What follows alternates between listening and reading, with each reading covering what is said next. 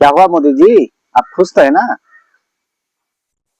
आप बिल्कुल खुश होते होंगे क्योंकि इस देश की जनता को आपने मूर्ख बना दिया, कॉकरोच बना दिया और न्याय व्यवस्था से आपने इसको कॉकरोच कहलवाया। तो इन कॉकरोच को देखकर आपको डर क्यों लग रहा है? आप डरते क्यों है इन कॉकरोच को देखकर? कॉकरोच तो कुछ नहीं कर सकते, प्रोटेस्ट भी नहीं कर सकते, हिंसा भी नहीं कर सकते, तो आप कॉकरोच को देखकर क्यों डर रहे हैं? छोड़ दो ना उसको, अपने तरीके से प्रोटेस्ट करने दो। हिंसा नहीं करेगा, मैं गारंटी के साथ कह रहा हूँ। इन कॉकरोच में हिंसा नहीं करेगा, पीसफुली प्रोटेस्ट करेगा आपके खिलाफ। जब तक आपका मंत्री धर्मेंद्र प्रधान इस्तीफा नहीं देगा तब तक। कभी मुसलमानों ने प्रोटेस्ट की है, कभी किसानों ने प्रोटेस्ट की है, टीचर ने प्रोटेस्ट की है, कभी वकीलों ने प्रोटेस्ट की है, कभी मजदूरों ने प्रोटेस्ट की है, कभी पंजाबियों ने प्रोटेस्ट की। हर किसी ने आपके खिलाफ प्रोटेस्ट किया है। जो भी काम करते हो आप सब गलत। मोदी जी से एक सजेशन है, देश की हित में कोई भी काम आप नहीं कर सकते। आपको जनता ने चुनी है सरकार अच्छी तरह से चलाने के लिए, इस देश की जो न्याय व्यवस्था है वो सही से चलाने के लिए, इस देश की सैनिक से, इस देश की युवाओं के ऊपर लाठी बरसाने के लिए आपको नहीं चुना। आप लाठी बरसा कर आप खुद को मर्द समझ रहे हो। इन युवाओं को ऊपर लाठी बरसा दिया आपने, मारा पीटा घसीटा, पेपर लीक कर दिया। तो इस देश का जनता ने, इस देश के कितने स्टूडेंट ने खुदकुशी कर ली, उनके माँ बाप के ऊपर क्या बीते होंगे? आपने कभी सोचा है?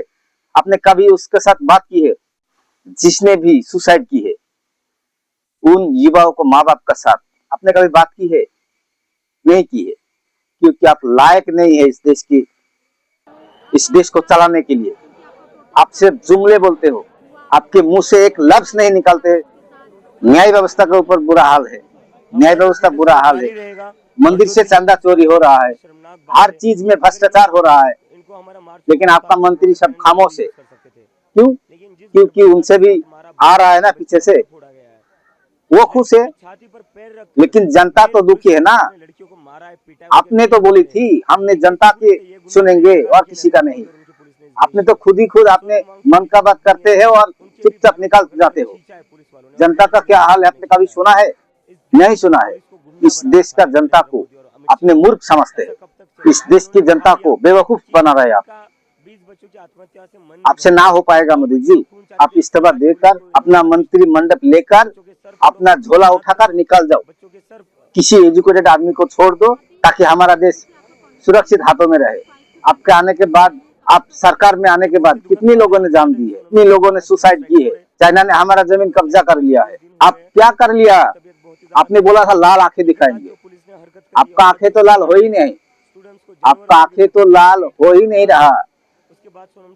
वो येलो हो रहा है, ब्लैक हो रहा है, लाल नहीं हो रहा है। आप कॉम्प्रोमाइज प्राइम मिनिस्टर हो, कॉम्प्रोमाइज, क्योंकि ट्रम्प के खिलाफ एक शब्द नहीं बोल पा रहे हो तुम, और तुम बोलते हो मेरा 56 इंच का सीना है। 56 इंची सीना से कुछ नहीं होता है मोदी जी। उस सीना का अंदर एक 15 सेंटी का दिल होता है, तभी उसको 56 इंच कहा जाता है। इस देश का हर एक जनता, इस देश का हर एक जनता, इस देश का हर एक युवा, इस देश के 140 करोड़ लोग आपसे नाराज है, और इस देश का 140 करोड़ लोग चाहते हैं कि आप इस्तीफा दे। आपका जितना भी मंत्रिमंडल है सब लोग इस्तीफा दे और झोला लेकर निकल जाए। मैं इस देश के हर एक नागरिक से निवेदन करना चाहता हूँ कि आप अच्छे लोग देखकर वोट दीजिएगा, एजुकेटेड आदमी को देखकर वोट दीजिएगा। कि एजुकेटेड लोगों में और अनएजुकेटेड लोगों में फर्क होता है।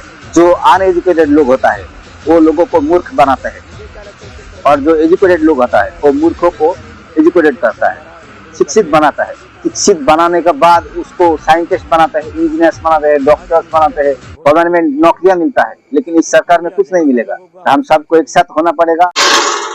जो देश का प्राइम मिनिस्टर हर दिन नफरत फैलाते हैं, हर दिन झूठ बोलता है, क्या उस देश का जनता कभी सुखी हो पाएगा? नहीं हो पाएगा। अब दूसरे देश देख लो, चाइना देख लो, अमेरिका देख लो, इस देश का प्राइम मिनिस्टर जनता से कभी झूठ नहीं बोलते हैं। जो प्राइम मिनिस्टर होता है, राष्ट्रपति होता है, उसने जो वादा करता है वो वादा निभाता ही है। लेकिन हमारा देश का जो सरकार है सिर्फ वादा के ऊपर वादा करते हैं और कुछ नहीं करते। कभी ये बोलता है, कभी वो बोलता है, कुछ भी बोल देता है भाई। उसके अगले दिन उसको पूछो आपने कल क्या बोला था, मैंने तो ऐसा नहीं कहा था। लो, ये होता है हमारा देश का सरकार। विश्व गुरु है भाई, विश्व गुरु। जबरदस्ती गले में पड़ जाते हैं पकड़ के। तो हमें लगता है इस देश का सरकार को बदलने की जरूरत है, ताकि इस देश का सरकार चोरी से बने ही सरकार है, चोरी से बना हुआ सरकार है। और जो चोरी करके बना होता है वो कभी किसी का सुनते नहीं, सबके ऊपर लाठियां बरसाते हैं।